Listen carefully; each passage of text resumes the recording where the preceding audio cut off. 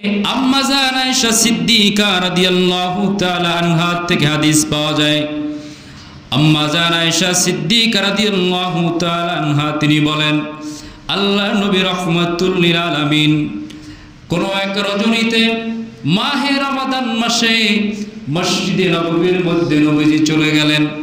রাসূলুল্লাহর পিছনে সাহাবীরাও হাজির এবং যে সমস্ত সাহাবীরা মসজিদে নববীর মধ্যে নবীজির পিছনে উপস্থিত ছিলেন, নবীজির ইমামতিতে তারা মাহে রমাদান মাসে ইশার নামাজের পরে তারা নামাজ আদায় করেছে। কি মাসে? মাহে রমাদান মাসে। উম্মুল মুমিনিন আয়েশা রাদিয়াল্লাহু তাআলা আনহা বলেন, আন আয়েশা উম্মুল মুমিনিন রাদিয়াল্লাহু তাআলা আনহা أن رسول الله صلى الله عليه وسلم ذات ليلة في المسجد فصلى بصلاته ناس ثم صلى من القبائل আল্লাহ নবী রাহমাতুল লিল আলামিন বলেন, আম্মা জান আয়েশা বলেন, নবীজি এই মাহে রমাদান মাসে আল্লাহর নবী রাহমাতুল লিল আলামিন আল্লাহর রাসূল মসজিদ নববীর মধ্যে উপস্থিত হইলেন এবং রাসূলুল্লাহর সাথে সাহাবায়ে কেরামরাও মসজিদ নববীতে উপস্থিত হইলেন। নবীজি নিজের ইমামতিতে সাহাবীদেরকে নিয়ে জামাতের সাথে নামাজ আদায় করলেন। সুবহানাল্লাহ বলেন। সাহাবীদেরকে নিয়ে জামাতের সাথে আল্লাহর নবী রাহমাতুল লিল আলামিন নামাজ আদায় করলেন। সাহাবীরা রাসূলুল্লাহর পিছনে নামাজ আদায় করলেন। নামাজ আদায় করার পর আম্মা জান আয়েশা সিদ্দিকা রাদিয়াল্লাহু তাআলা আনহা বললেন, সুম্মা সাল্লা মিন কাবিলাতি সুম্মা সাল্লা মিনাল কাবিলাতি। এরপরে আল্লাহ নবী রাহমাতুল লিল আলামিন দ্বিতীয় দিনও ওই প্রথম দিনের ন্যায় আবারও নামাজ আদায় করলেন জামাতের সাথে সাহাবীদেরকে নিয়ে। ওদিন আয়েশা সিদ্দিকা বললেন, ফাকাসুরান নাস, কিন্তু প্রথম দিনের তুলনায় দ্বিতীয় দিনের লোক সংখ্যা অনেক বেড়ে গেছে। কথা বুঝতে পারছেন? প্রথম দিনের তুলনায় দ্বিতীয় দিনের লোক সংখ্যা অনেক বেড়ে গেছে। সুম্মাজতামাউ মিনাল লাইলাতিস সালিসা, এরপরে তৃতীয় রাত্র আওরা বিয়া এবং চতুর্থ রাত্র আল্লাহ নবী রাহমাতুল লিল আলামিন 1 2 3 এভাবে নামাজ আদায় করলেন জামাতের সাথে সাহাবীদেরকে নিয়ে। কয়দিন? পরাপর 3 দিন। সালিসা 3 দিন পর্যন্ত নামাজ আদায় করার পর ফালাম ইয়াখরুজু, আল্লাহ নবী রাহমাতুল আলাইহিম নবীজি রাহমাতুল লিল আলামিন আয়েশা সিদ্দিকা বলেন, ফালাম ইয়াখরুজু ইলাইহিম রাসূলুল্লাহ সাল্লাল্লাহু আলাইহি ওয়াসাল্লাম। এরপরে যখন 3 দিন পার হয়ে যায়, চতুর্থ রজনীতে আল্লাহর নবী আর হুজরা মুবারক থেকে বের হয় না। নির্ধারিত নিয়ম নির্ধারিত সময়ে সাহাবীরা নামাজ পড়ার জন্য অপেক্ষমান। মসজিদ নববীর মধ্যে কানায় কানায় সাহাবীরা ভরে গেছে যে রাসূলুল্লাহ নামাজ ইমামতিতে নবীজির পিছনে তারা নামাজ আদায় করবে। কিন্তু চতুর্থ দিন আয়েশা সিদ্দিকা সেই চিত্রই তুলে ধরলেন। 1500 বছর আগে মসজিদ নববীর চিত্র আয়েশা সিদ্দিকা উম্মাতুল মুমিনিন তুলে ধরলেন। যখন চতুর্থ দিন আসলো, সাহাবায়ে কেরামরা নামাজ আদায়ের জন্য অপেক্ষমান প্রহর গুনতেছে যে নবীজি কখন হুজরা মুবারক থেকে বের হবেন আর আমরা তার পিছনে নামাজ আদায় করব। আল্লাহ নবী আয়েশা সিদ্দিকা বললেন, ফালাম ইয়াখরুজু ইলাইহিম রাসূলুল্লাহ সাল্লাল্লাহু আলাইহি ওয়াসাল্লাম ফালাম্মা আসবাহা ক্বালা ক্বাদ রাআইতুল্লাযী সামা'তুম ওয়া লাম ইয়ামনা'নি। আয়েশা চতুর্থ দিন যখন তিনি ওই হুজরা মুবারক থেকে বের হলেন না, হুজরা মুবারক থেকে নবীজি আর বের হলেন না, সকাল হয়ে গেল, সাহাবীরা অপেক্ষা করতেছে। নবীজি ওদিন আর ইশার পর থেকে আর বের হন না, নামাজ পড়াইলেন না। সাহাবীদের মনের ভিতরে প্রশ্ন, 3 দিন পর্যন্ত একটানা জামাতে নামাজ পড়লাম, কিন্তু আজকে নবীজি কেন হুজরাত থেকে বের হলেন না? কারণটা কি জন্য? ফজরের নামাজ পড়ে রাসূলুল্লাহর সামনে সাহাবীরা উপস্থিত। নবীজিকে যখন প্রশ্ন করা হলো, নবী গো, আমরা গত রজনীতে আপনার পিছনে নামাজ পড়ার জন্য পূর্বের 3 দিনের ন্যায় অপেক্ষমান ছিলাম, কিন্তু আপনি হুজরা মুবারক থেকে বের হন নাই, আমরা জানি না কারণটা কি, আমাদের একটু জানতে মনে চায়। আল্লাহ নবী বললেন, সাহাবীরা শুনে নাও, কি জন্য আমি বের হলাম না, কোন কারণে আমি হুজরাত থেকে বের হই নাই। 3 দিন পর্যন্ত আমার সাথে তোমরা নামাজ পড়েছো জামাতে। কিসে? 3 দিন পর্যন্ত জামাতে নামাজ পড়েছো, এরপরে আমি কেন বের হলাম না শুনে নাও। নবী বললেন, কদ রাআইতুল লাযী সানাতুম ওয়া লাম ইয়ামনা'নি মিনাল খুরুজ। কি জন্য বের হই নাই? আমি যখন দেখলাম তোমাদের উপস্থিতি এত পরিমাণ বেড়ে গেছে, যদি কন্টিনিউ এই নামাজটা আমি চলমান রাখি, আল্লাহ আমার উম্মতের উপরে তারাবি নামাজকে ফরজ করে দিবে। আমি রাসূল চাই না এই ফরজ পরিত্যাগ করার কারণে লক্ষ লক্ষ কোটি কোটি উম্মত আমার জাহান্নামের মধ্যে চলে যাবে। অনেকে অসুস্থ শরীর নিয়ে তারাবি নামাজ পড়তে পারবে না। আমি রাসূল চাই না এই নামাজ পরিত্যাগ করার কারণে আমার উম্মতের কিনা জবাবদিহি হতে হয়। আমি যদি তোমাদের সাথে এই ভরপুর মজলিসে এই নামাজটাকে আমি যদি প্রতিনিয়ত জামাতের সাথে আদায় করি, আমার ভয় হয় আল্লাহ যদি এই নামাজটাকে আমার উম্মতের উপরে ফরজ করে দেয়। সুবহানাল্লাহ। এই ভয়ে আমি নবী তোমাদের সামনে বের হই না। নবী বললেন, আন্নী খাশিতু আন তুকরাদা আলাইকুম। আমি রাসূলের ভয় হয়, আমি রাসূল ভয় পাই আল্লাহ যদি তোমাদের উপরে নামাজটাকে ফরজ করে দেয় কিনা আবার। এই জন্য আমলটা আমি রাসূল কন্টিনিউ তোমাদের মাঝে আর এই তারাবির নামাজ আমি জামাতে পড়াইলাম না, ইমামতি করলাম না। নবীজি জীবনে জীবদ্দশায় কয়েকদিন মাত্র মসজিদে নববীতে তারাবি নামাজ পড়লেন। এই হাদিস মুবারক সহিহ বুখারীর ভিতরে আসছে, 1129 নম্বর হাদিস বুখারীর মধ্যে। আল্লাহ নবীর হাদিস থেকে তারাবি নামাজের প্রমাণ পাওয়া যায়। কি নামাজের? বুঝে থাকলে জবাব দিবেন, কিন্তু হাদিসটার ভিতরে রাকাতের প্রমাণ পাওয়া যায় না। রাকাতের প্রমাণ আছে, অর্থাৎ নবীজি যে পড়ছে জামাতে একদিন হইলেও তো পড়ছে, একদিন হইলেও কি পড়ছে, কিন্তু কত রাকাত এটার প্রমাণ এই হাদিসে পাওয়া যায় না। কিন্তু আমাদের মধ্যে দ্বন্দ্ব তো, তারাবি নামাজ সবাই পড়ে, কেউ 8 রাকাত, কেউ কয় রাকাত? কথা বলেন না, কেউ 20 রাকাত। কিন্তু এই হাদিসের মধ্যে তো রাকাতের সমাধান নাই। কি নাই? কিন্তু নবী যে পড়ছে আবার জামাতেও পড়ছে, দুইটা সমাধান আছে। এক তো নবীজি জীবনে তারাবি নামাজ পড়ছে, দ্বিতীয় নম্বরে জামাতের সাথে পড়ছে। কয়টা প্রমাণ পাইলাম? কিন্তু 3 নাম্বার, এবার আসেন, আগে তারাবি এরপরে রাকাত। আগে কি নামাজ না? যদি কেউ নামাজি না জানে, নামাজি না বুঝে, নামাজি না বলে, রাকাত তো পরের কথা। আগে নামাজ বুঝতে হবে, নামাজ কি, এরপরে হলো কোন নামাজ কয় রাকাত। তো এখানে নবীজি তারাবি নামাজ জামাতের সাথে সাহাবীদেরকে নিয়ে আদায় করেছেন, এই হাদিস থেকে প্রমাণ পাওয়া যায়। কিন্তু কত রাকাত পড়েছেন এই হাদিস থেকে এটা স্পষ্ট না।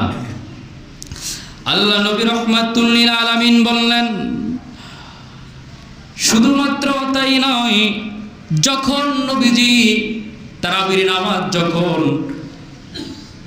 ইমামতি পরিত্যাগ করে যখন নবীজি আর আসলেন না, 4র্থ দিন থেকে সাহাবীরা খণ্ডে খণ্ডে বিভক্ত হয়ে তারাবির নামাজ তারা আদায় করছেন, তারা বাদ দেন নাই। সুবহানাল্লাহ বলেন।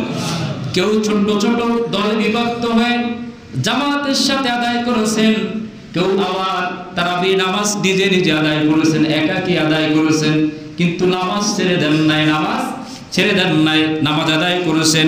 আল্লাহ নবী রাহমাতুল লিল আলামিন যখন তিনি তারাবির নামাজের অবস্থা মসজিদের নববীতে সৃষ্টি হলো, নবীজির জীবদ্দশায় মাত্র কয়েকদিন তার ইমামতিতে তারাবির নামাজ আদায় করেছেন, এই কথাটা মনে রাখবেন।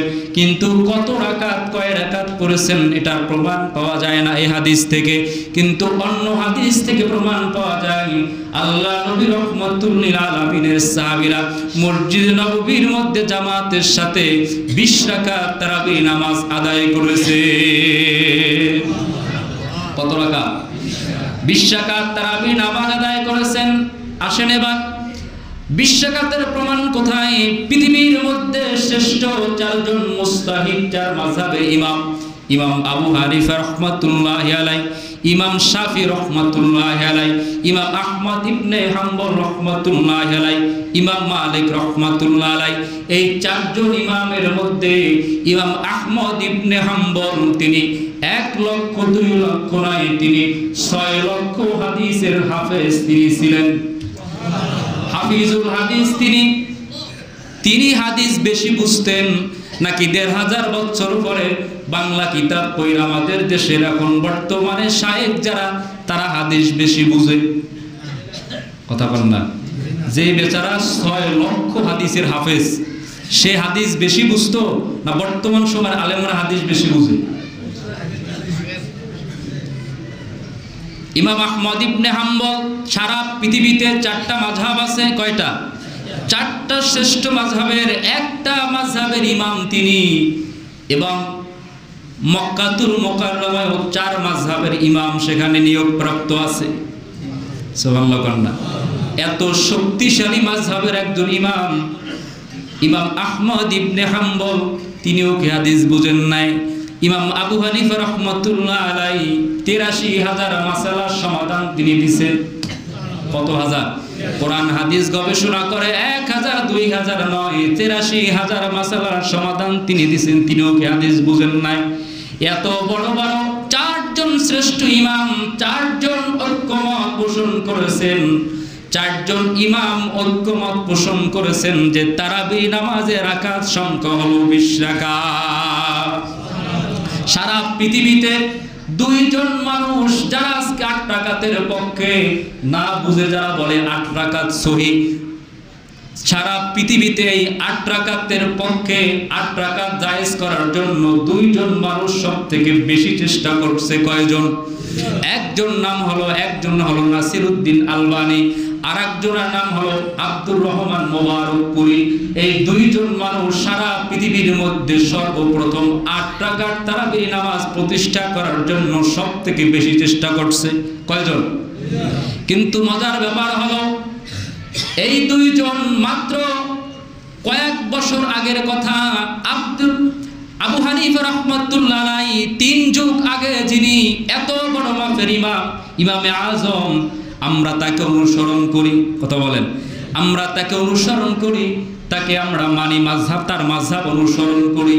আর বর্তমানে যারা 8 রাকাতের পক্ষে যারা 8 রাকাত বলে, আবু হানিফা রাহমাতুল্লাহ আলাইহি বলেন, ইমাম শাফি রাহমাতুল্লাহ আলাইহি বলেন, ইমাম মালিক রাহমাতুল্লাহ আলাইহি বলেন, ইমাম আহমদ ইবনে হাম্বল রাহমাতুল্লাহ আলাইহি বলেন, এদের অনেক পরে ইমাম নাসিরউদ্দিন আলবানী পৃথিবীতে আসছে, অনেক পরে। এরপরে আব্দুর রহমান মোবারকপুরী। তাহলে আমরা এমন একজন ইমামকে মানি, ইমাম আবু হানিফা রাহমাতুল্লাহ আলাইহি, তিনি এদের থেকে জ্ঞানে ছোট না বড়? কথা বলেন না।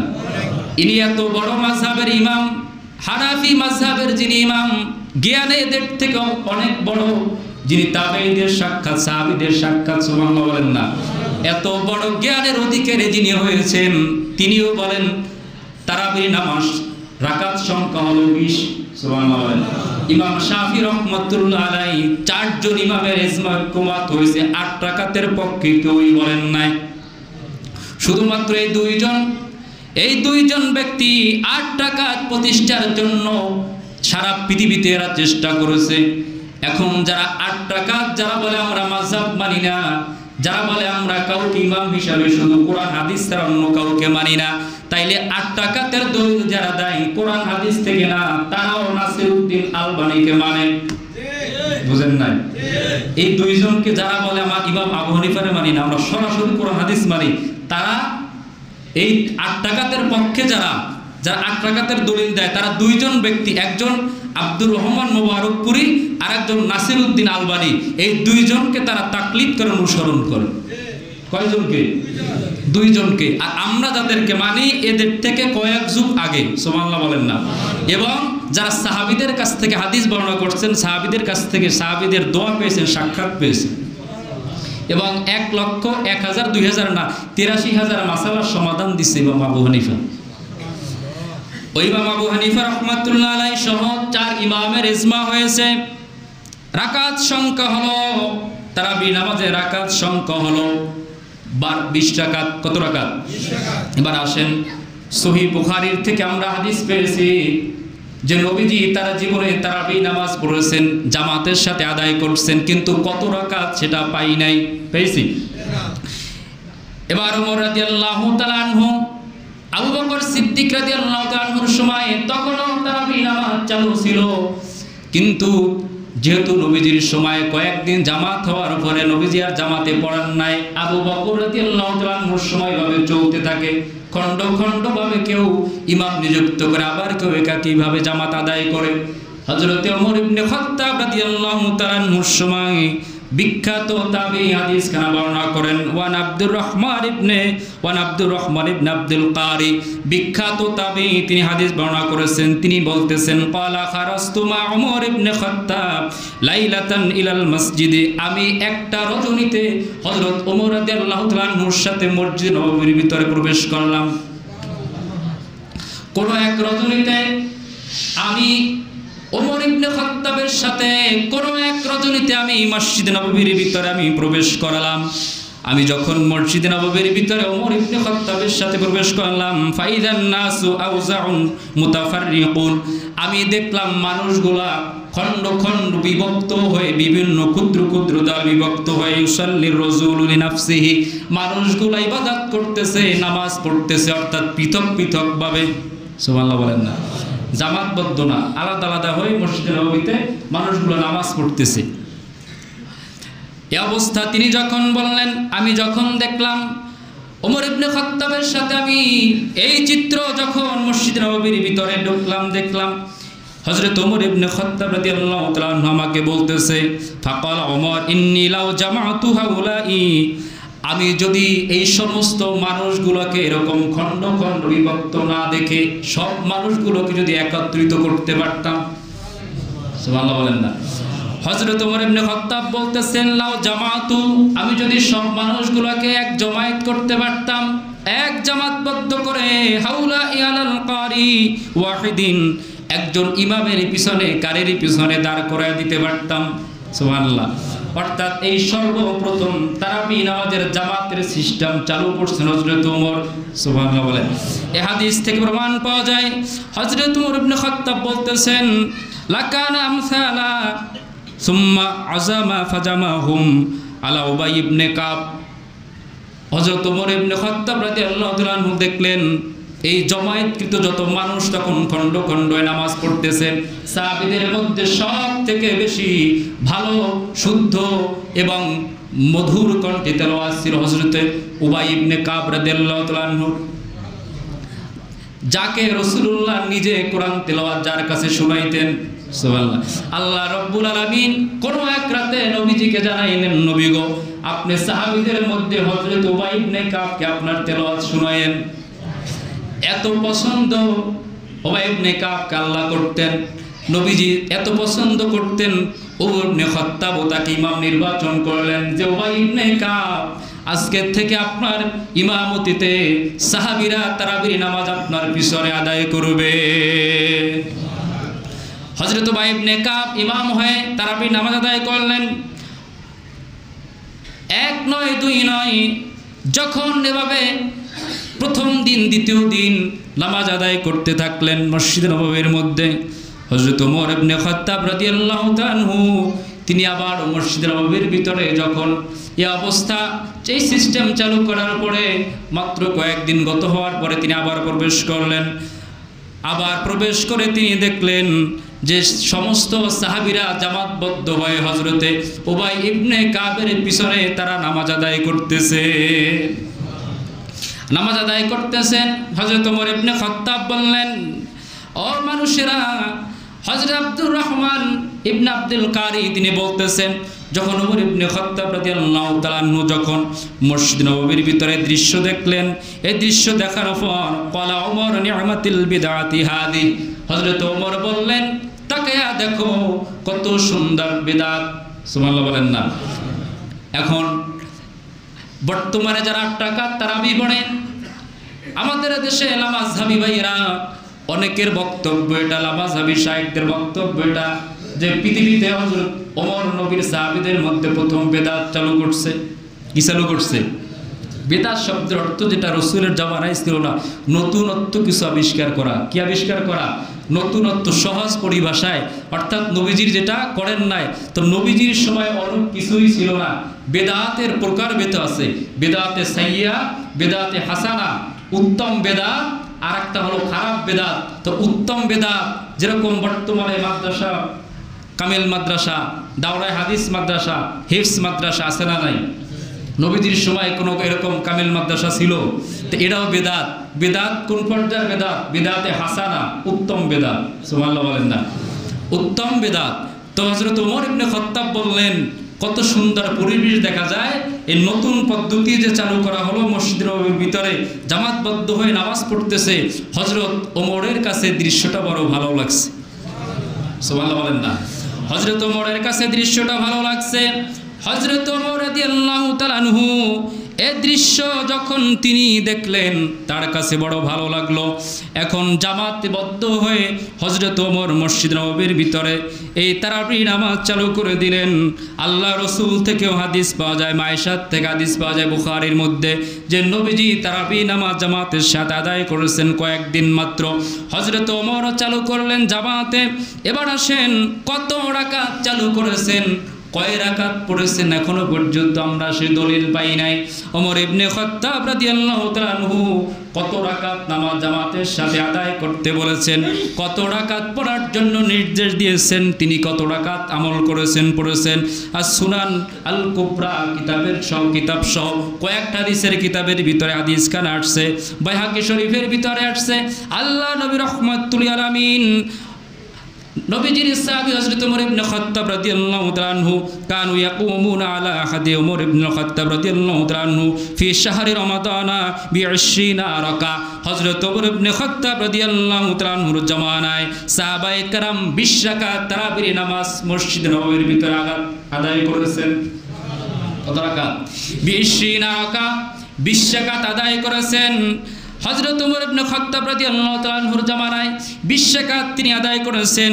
শুধুমাত্র এই হাদিসটা না, হযরত আলী রাদিয়াল্লাহু তাআলা আনহুর সময়ও, হযরত ওসমান জিন্নুরাইনের সময়ও এই 20 রাকাত 20 রাকাত আদায় করেছেন, এবং সাথে 3 রাকাত বেতের। কত রাকাত? 20 রাকাত, সর্বমোট 23 রাকাত বেতের হলো 3 রাকাত আদায় করেছেন। আল্লাহ নবী রাহমাতুল লিল আলামিন নবীজির সাহাবী ওমরের সময়ে আমল, ওসমানের সময়ে আমল, আলী রাদিয়াল্লাহু তাআলা আনহুর সময়ে এই আমল। সুবহানাল্লাহ বলেন না? তাইলে সাহাবীদের সময় আমল ছিল 20 রাকাত। কত রাকাত?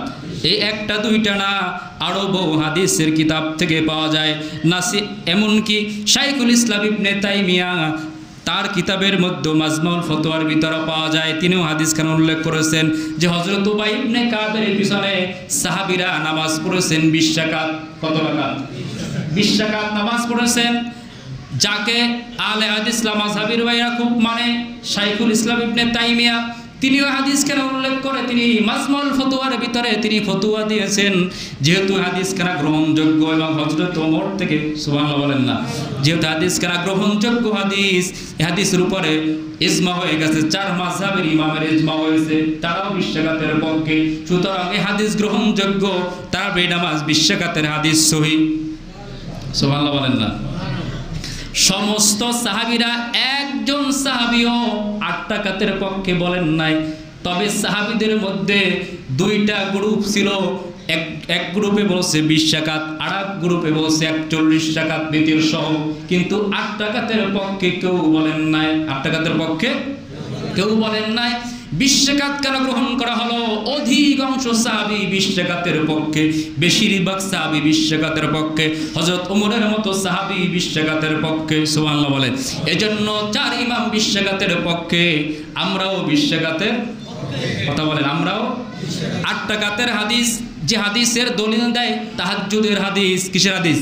তাহাজ্জুদের হাদিস। তাহাজ্জুদের অধ্যায়ের ভিতরে হাদিস খান আসছে, দিকে যাওয়ার সুযোগ নাই। তবে 20 রাকাতের প্রমাণ দিলাম, আরো বহু হাদিস আছে আল্লাহর রাসূল থেকে।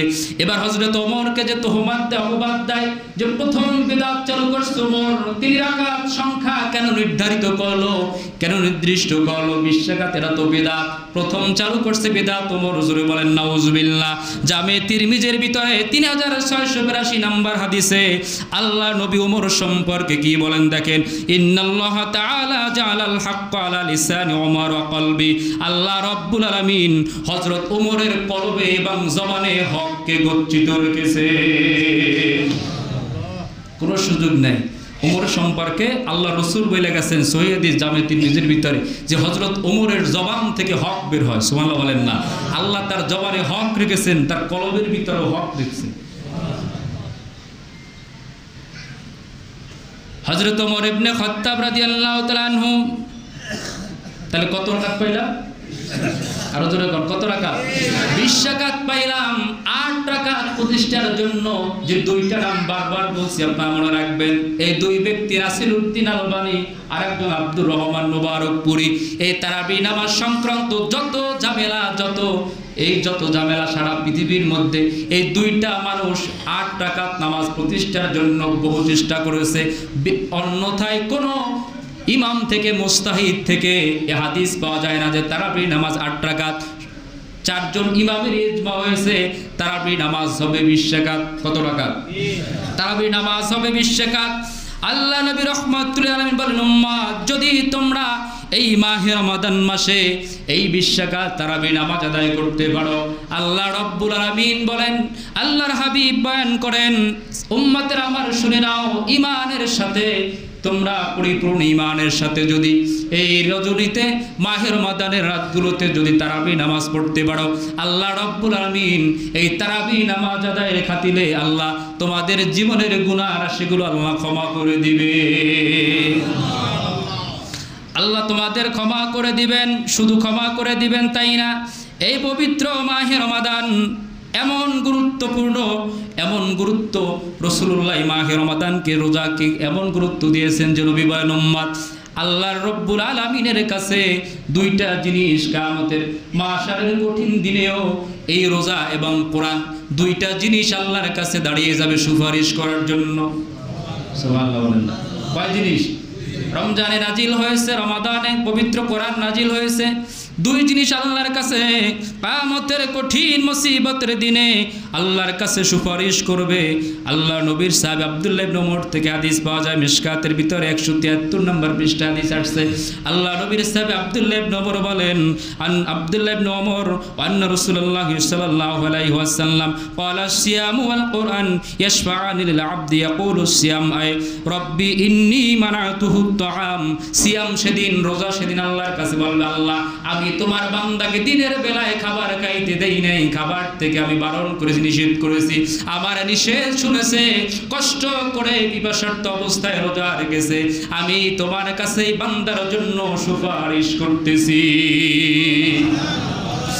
আল্লাহ রাব্বুল আলামিন রোজার সুপারিশ তখন আল্লাহ কবুল করবেন, গৃহীত করবেন। ওয়াকুলুল কোরআন মানাতুহুন নাওম বিল্লাইল, তখন কোরআন দাঁড়িয়ে যাবে, বলবে আল্লাহ গভীর রাত্র পর্যন্ত আমি কোরআনের তেলাওয়াত শুনেছে, তারাবি নামাজ পড়েছে, আমি কোরআনের মহব্বতে তোমার বান্দা কষ্ট করে 20 রাকাত তারাবি পড়ছে, ঘুমায় নাই। কোরআন যখন আল্লাহর কাছে সুপারিশ করবে, আল্লাহ রাব্বুল আলামিন কোরআনের সুপারিশ